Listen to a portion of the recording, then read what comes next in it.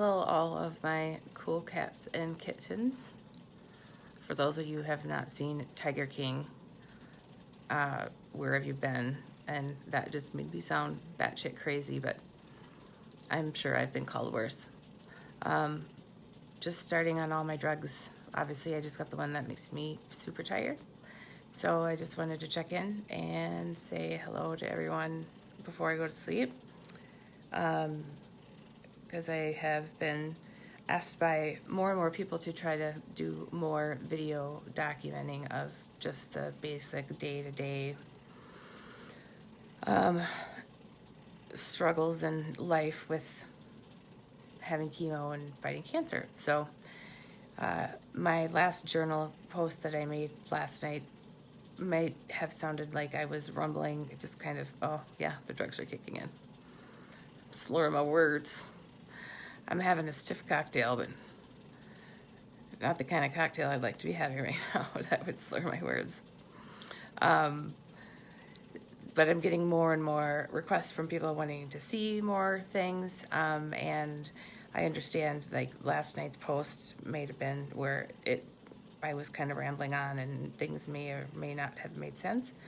And I've had a lot of people reach out and ask me kind of the same questions, but so I wanted to just let everyone know that there's no dumb question, and I would not be offended by any question that anyone might have, because a few people have been worried by asking they might offend me.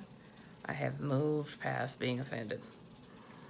So if it can help you in any way, just from a curiosity standpoint, or for concern with me and what I'm doing, or Sailor, my kids, or if someone you love has been recently diagnosed and you want to be more prepared for what's coming their way so you can know how to best help them, then please feel free to reach out and ask. If it gets too personal, you can make it a non-group situation. That would be fabulous. But I just wanted to extend that invitation. So, as you all know, this is going to be my strongest and was told hardest next 2 weeks thus far since I started this back in February. So a little concerned about that. If I were a vetting person, I would say in about 7 days, I will probably be back admitted into the hospital, either to help manage the side effects with Dilaudid and antibiotics, etc., to help me with some of the pain control, or I will have the C. diff infection return. My understanding is once you have tested positive for C. diff, it's not like they can redo the test and see if it's still there. You're always going to likely test positive for C. diff. I just have to hope that my immune system is able to not allow it to go gangbusters like it did last time. So, but if I end up in the hospital, y'all will be the first to know. I'm going to try to do even just daily, even if it's for 2 to 5 minutes of what's happening and how each day subsequently after chemo changes for different reasons. The first couple of days, everybody just automatically assumes will be the worst. For me, that's not the case. The first couple of days are usually the easiest because I get loaded up on all sorts of fun drugs that help to keep those symptoms and side effects at bay for the first couple of hours, steroids and anti-nausea and so on. But after the first couple of days, then each day thereafter, things slowly get worse. And I would say by day 7 is when things have kind of reached its peak, and I usually end up coming back into the cancer center at Frauenschuh to get IV fluids and pain meds and whatever else I might need. And then day 7 to 14 are pretty difficult. By 15, I stop losing the skin in my mouth and able to eat food more easily, without it hurting. And that's day 15, 16, 17. So I have days 18, 19, 20, 21 that I feel relatively okay before I come back and start again.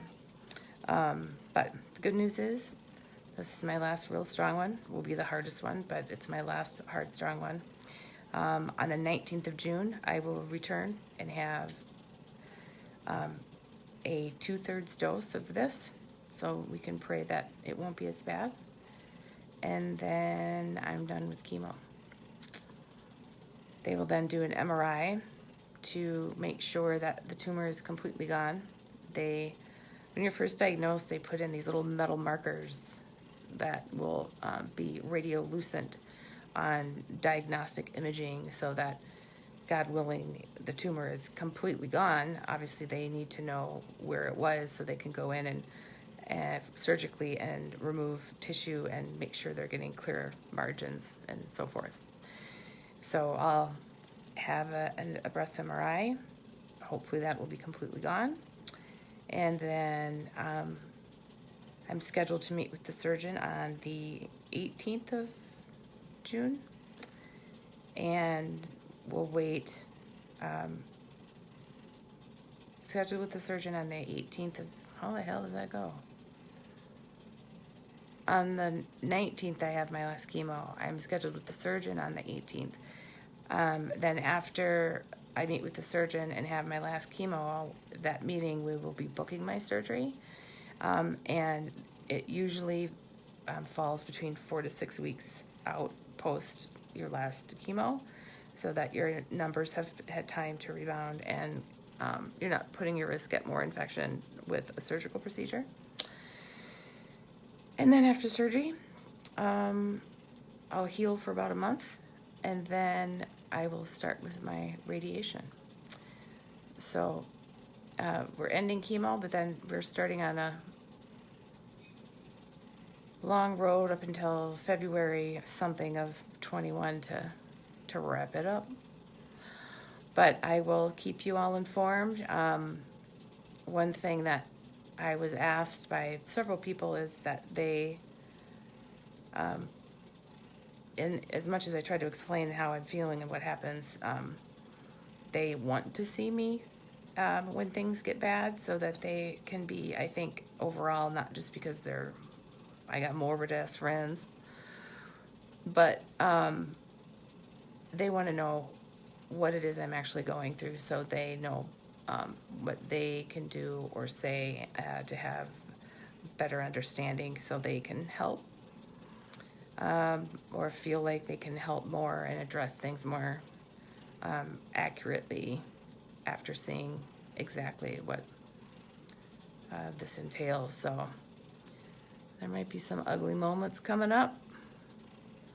Not that this, doesn't already take the cake. I usually wear my wig into chemo because it's the only time I get out in public and I want to look good. But chemo also has put me on the fast track to menopause. And with my one little ovary that I got left.